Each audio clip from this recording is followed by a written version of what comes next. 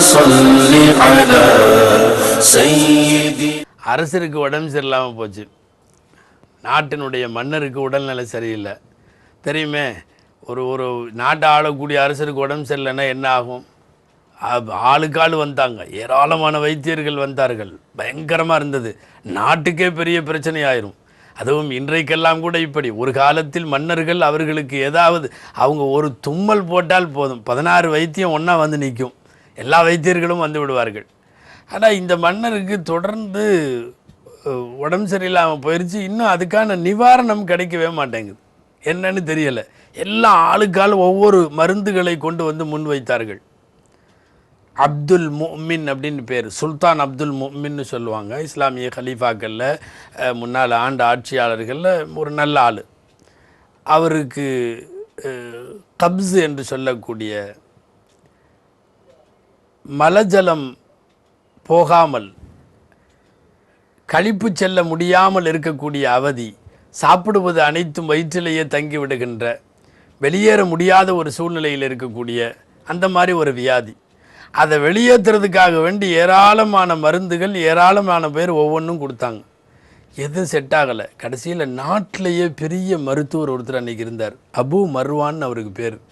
அபு மர்வான் அப்துல் மலிக் இப்னு சுஹுர், பிரபலமாக இப்னு சுஹுர்னு சொல்லுவாங்க. அந்த இப்னு சுஹுரை போய் கூட்டிகிட்டு வந்துட்டாங்க, வாங்கன்னு சொல்லி. மருத்துவ உலகத்தினுடைய அன்றைக்கு வாழ்ந்த மருத்துவர்களில் பெரிய அளவர் இப்னு சுஹர் வந்தார். டெஸ்ட் பண்ணார்.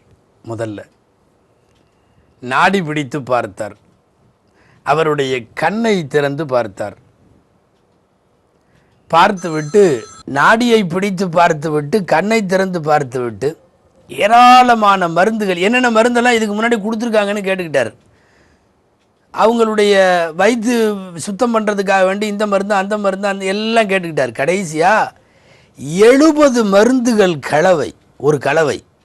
அந்த காலத்தில் அப்படி திறமையான மருத்துவர்கள் இருந்தாங்க. 70 மருந்துகளின் ஒரு கலவையை ரெடி பண்ணி ஒரு கஷாயம் அதை கொடுத்து இதை சாப்பிடுங்கன்னார். அரசர் சொன்னார், இது என்னால் குடிக்க முடியாது.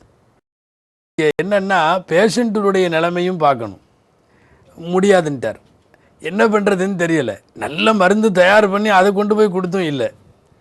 திரும்பவும் அவரை சோதனைக்கு உட்படுத்துகிறார், அவரை டெஸ்ட் பண்ணுறார் இந்த டாக்டர். யார்? இப்னு சுஹுர் அவர்கள்.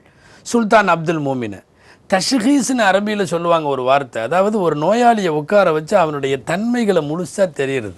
இன்றைக்கி மாதிரி எல்லாம் இல்லை, 2 நிமிஷத்தில் என்ன பண்ணுது, அப்படியா, எங்கே நான் காட்டு, ஆ காட்டு, ஓ காட்டு, அவ்வளோதான் முடிஞ்சுது. 2 மருந்து எழுதி உடனே அனுப்பிச்சிடுறாங்க இல்லையா? இந்த அடிப்படையில் இல்லை, குறை சொல்கிறதில்ல நோக்கம். ஒரு காலத்தில் ஒரு நோயாளியினுடைய தன்மைகளை, தனித்தன்மைகளை, அவன் குறிப்புகளை, அது ஒரு பெரிய ஒரு ஸ்டடி, அதற்காக வேண்டி எடுத்தார்கள். அத்தனையும் எடுத்துட்டு அதற்கு மருந்து முன்வைப்பார்கள். நாடியை பிடித்து சொன்னார்கள், கண்ணை பார்த்து கண்ணினுடைய சிவந்திருக்கின்ற அல்லது மஞ்சளாக இருக்கின்ற, பூத்திருக்கிற இந்த தன்மைகளை பொறுத்தெல்லாம் கூட நோய்களை யூகித்து சொன்னார்கள். இன்றைக்கி எல்லாம் பண்ணிவிட்டு இந்த டெஸ்ட்டு அந்த டெஸ்ட்டு எல்லாம் இது இங்கே தொட்டு பார்த்து அங்கே தொட்டு பார்த்து டெம்பரேச்சர் வச்சு எல்லாம் பண்ணிவிட்டு இன்றைக்கி மருத்துவர்கள் நம்மள்ட்ட கேட்குறாங்க இல்லையா, உங்களுக்கு என்ன பண்ணுதுன்னு சொல்லுங்கள். ஒரு காலத்தில் மருத்துவர்கள் நமக்கு என்ன செய்கிறது என்பதை அவர்கள் சொன்னார்கள். ஹைர், எல்லாம் வந்தாச்சு, இவரும் வந்தாச்சு, யார்? அபு மர்வான் மருத்துவரும் வந்தாச்சு, இப்னு சுஹுர் வந்தாச்சு, ஒருத்தரும் குணமாகலை. நோயாளியினுடைய அந்த சுல்தான் அப்துல் மோமினுடைய நோய் அதிகமாயிட்டே போகுது. இதுக்கு இடையில் காய்ச்சல் கூட அவருக்கு வந்துருச்சு. எல்லாரும் பயந்தாங்க, இது எங்கேயோ போகுது. வயிற்று உபாதையில் இருந்துச்சு, வெளிக்கு போகாமல் இருந்தது, அது பின்னாலே காய்ச்சலாக மாறுகிறது. இனி அடுத்தடுத்து இது எங்கே போயுமோன்னு தெரியலையே. இப்னு சுஹர்கிட்ட போய் திரும்ப திரும்ப சொன்னாங்க, நீங்களே இப்படி கைவிடலாமா, ஏதாவது பண்ணுங்கன்னு. இப்னு சுஹர் சொன்னார், இன்றைக்கி நாம் பண்ண போகிறது மருந்தல்ல, முதல்ல நோயாளியினுடைய மனசில் என்ன இருக்குதுன்னு பார்க்கணும். அவருக்கு அந்த மனசுக்கு தோதுவாக தான் ட்ரீட்மெண்ட் தரணும். அவர் மனசு என்ன நினைக்குதுன்னே தெரியாமல் சும்மா கொடுக்கணும், மாத்திரையை முழுங்குன்னு சொல்லி கொடுத்துக்கிட்டே இருக்கிறதல்ல, மருந்து கொடுக்கறதல்ல அப்படின்னு சொல்லிட்டு நடைமுறையை மாற்றினார். போய் இப்போ அரசர்கிட்ட அவருக்கு என்னென்ன பிடிக்கும் பிடிக்காததை பூரா கேட்டார். ஒரு நோயாளியினுடைய தனி குறிப்பறிதல் அப்படிங்கிறது இதுதான். சில பேர்த்துக்கு சிலது பிடிக்காது, அல்லாமா இக்பால் இருக்காங்களே, உலகத்தினுடைய மிகப்பெரிய கவிஞர் அல்லாமா இக்பால். கடைசி நேரத்தில் அவர்களுடைய பித்தப்பையில் கல், அவங்களுக்கு உள்ள வியாதி அதுதானே, அவங்க இறக்கும்போது பித்தப்பையில் கல் பேஷண்ட்டாக படுத்திருக்கிறப்ப வந்து நிறைய ஆங்கில மருத்துவங்கள்லாம் முன்வைக்கப்பட்டது, நிறைய கொண்டு வந்து கொடுத்தாங்க மருந்து. அல்லாமா இக்பாலுடைய பித்தப்பையில் ஏற்பட்ட கல்லுக்காக வேண்டி ஆங்கில மருத்துவத்தில் நிறைய மாத்திரைகளை கொண்டு வந்து கொடுத்தாங்க. அல்லாமா இக்பால் அந்த படுக்கையிலையும் கூட நகைச்சுவை உணர்வு உள்ளவர். எப்பா இது கலர் கலராக என்னென்னமோ கொடுக்குறீங்க, குண்டு குண்டாக இருக்குது, இது எதுவுமே என் மனசுக்குள்ளே இறங்குறது இல்லை, என் தொண்டையில் இறங்கும் போதே எனக்கு இது பிடிக்கிறது இல்லை.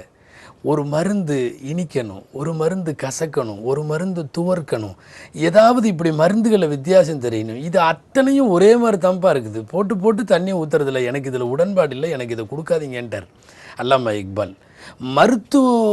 மருத்துவம் செய்பவர்களின் முக்கியமான கடமை என்ன தெரியுமா? பேஷண்ட்டினுடைய மனரீதியாக அவருடைய தாக்கத்தை படிக்கிறது.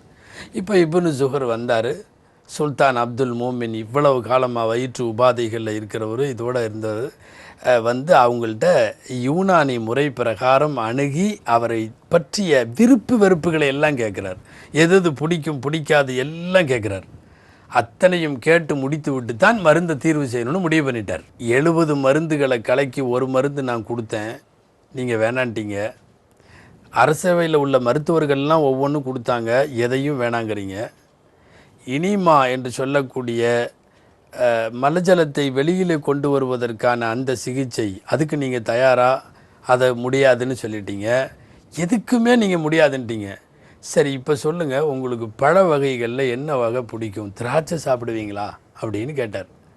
கேட்ட உடனே சுல்தான் அப்துல் மோமினுக்கு சந்தோஷம். திராட்சையா? நான் நிறையா சாப்பிடுவேன். சரி விடுங்க, வேறு ஒன்றும் வேண்டாம். உடனடியாக இப்னு ஜுஹர் வெளியே வந்தார்கள். அரண்மனையில் உள்ள மருத்துவர்களை எல்லாம் கூப்பிட்டார்கள். நீங்கள் அத்தனை பேரும் போய் அரசு தோட்டத்திலேயே இருக்கக்கூடிய பெரிய பெரிய திராட்சை பழங்களை பறித்து வாருங்கள். அந்த திராட்சை பழங்களை பறித்து வந்து அதை ஜூஸ் பண்ணுங்கள், திராட்சையை பிழிஞ்சு அதுக்குள்ளே நான் கொடுக்குற கொஞ்சம் மருந்தை மட்டும் உள்ளே போட்டுருங்க, வேறு ஒன்றும் செய்ய வேணாம் என்று சொல்லிவிட்டார்கள். உடனடியாக திராட்சைகள் பறிப்பதற்கு போய்விட்டார்கள். திராட்சை அவங்க மருந்து கொண்டு வரட்டும், அதுக்குள்ளே நாம் திராட்சை பற்றி தெரிஞ்சுக்குவோம். சொர்க்கத்தினுடைய கனிகளில் ஒன்று, குர்ஆனில் திரும்ப திரும்ப பல்வேறு ஆயத்துகளில் இடம்பெற்றிருக்கக்கூடிய திராட்சை, மிக சர்வசாதாரணமாக நம்முடைய கையில் கிடைக்கக்கூடியதும் ஆனால் ஏராளமான மருத்துவ குணங்களையும் உள்ளடக்கியது. குர்ஆனில் மட்டுமல்ல, வானத்து குத்துபே சமாவியா என்று சொல்லக்கூடிய வானத்தில் இருந்து அல்லாஹ் இறக்கி வைத்த அத்தனை வேதங்கள்லையும் இடம்பெற்ற பழங்களில் பேரித்தம்பழமும் திராட்சை பழமும் உண்டு. திராட்சை பழம் எல்லா வேதத்திலையும் உட்கார்ந்துருக்கு. இன்னொன்று தெரியுமா? யூனானி என்று சொல்லக்கூடிய நபிவழி மருத்துவம், ஒட்டுமொத்த யூனானி மருத்துவத்தில் இரத்தத்தை உற்பத்தி செய்வதற்கு, ஒரு உடம்பில் இரத்தத்தை வந்து வேகமாக கொண்டு வருவதற்கு திராட்சையை விட சிறந்த இது கிடையாது என்பதுதான் யுனானி மருத்துவர்களுடைய தீர்வாகும். அப்படிப்பட்ட குணங்களெல்லாம் உள்ளடக்கி இருக்கக்கூடிய திராட்சை, அது கருப்பு திராட்சையோ அல்லது வெள்ளை திராட்சையோ, சரியாக அதை அனுதினமோ அல்லது ஒரு நாள் விட்டு ஒரு நாளோ பயன்படுத்துகிற போது இரத்த சுத்திகரிப்பும் இரத்தத்தினுடைய அபிவிருத்தியும் எவ்வளவு ஏற்படும் என்பதெல்லாம் இதனுடைய மருத்துவ குணங்கள். இப்போ அவங்க ஜூஸ் கொண்டு வந்துட்டாங்க. திராட்சை பறித்து திராட்சையில் ஜூஸ் எல்லாம், ஒரே ஒரு சின்ன வயிற்று உபாதைக்கான ஒரே ஒரு மருந்தை மட்டும் உள்ளே போட்டாங்க, குடித்தாங்க. சுல்தான் அப்துல் மோமின் நீண்ட நாட்களினுடைய வயிற்று வலி உபாதை உடனடியாக முடிவுக்கு வருகிறது. யாருக்கெல்லாம் மலச்சிக்கல் என்று சொல்லுகிறார்களோ, யாருக்கெல்லாம் இது போன்ற வயிற்று உபாதைகளில் கஷ்டப்படுகிறார்களோ அவர்களுக்கான தீர்வு பெரிய பெரிய மாத்திரைகளும் மருந்துகளும் டெஸ்ட்டுகளும் ஊசிகளும் அல்ல. மிகச்சாதாரணமாக அல்லாஹ் குர்ஆனிலே அடிக்கடி சொல்லக்கூடிய அந்த திராட்சை பழம், இது நம்முடைய கப்ஸ் என்று சொல்லக்கூடிய சிக்கலை தீர்ப்பதற்கான மிகப்பெரிய சக்தி வாய்ந்த ஒரு மருத்துவம். அப்துல் மோமின் சுல்தான் உடனடியாக நிவாரணம் செய்கிறார். அந்த வைத்தியர் இப்னு ஜுஹரை கூப்பிட்டு சொல்லுகிறார், எப்படி உங்களுக்கு இது சாத்தியமாச்சு என்றார். சுல்தான் அப்துல் மோமின் சிறந்த முறையில் நிவாரணம் செய்ததை அடுத்து இவர்களிடத்தில் கேட்டார்கள், எப்படி முடியும்? இவர்கள் மருத்துவ முறைகளை எல்லாம் சொன்னார்கள். இப்படித்தான் திராட்சையை வந்து ஜூஸ் ஆக்கி உங்களுக்கு அதில் இப்படி கொடுத்தோம் என்றெல்லாம் சொன்னார்கள். சுல்தான் அப்துல் மோமினுக்கு மாத்திரமல்ல, திராட்சை உலகத்தில் நம் எல்லோருக்குமான நிறைய பிரச்சனைகளுக்கான மருந்து என்பதையும் நாம் இங்கே யோசித்து பார்க்கிறோம். எல்லாம் வல்ல அல்லாஹு ஜல்ல ஷானுகு தஆலா பெரிய வியாதிகளில் இருந்து காப்பாற்றுவதோடு நவீன காலத்தினுடைய மருத்துவமனையின் உபாதைகளில் இருந்தும் அல்லாஹ் நம்மை காப்பாற்றுவானாக. ஆமீன். வாஹிர் தஅவானா அல்ஹம்துலில்லாஹி ரப்பில் ஆலமீன். அஸ்ஸலாமு அலைக்கும் வரஹ்மத்துல்லாஹி வபரகாத்துஹு. اللهم صل على سيدنا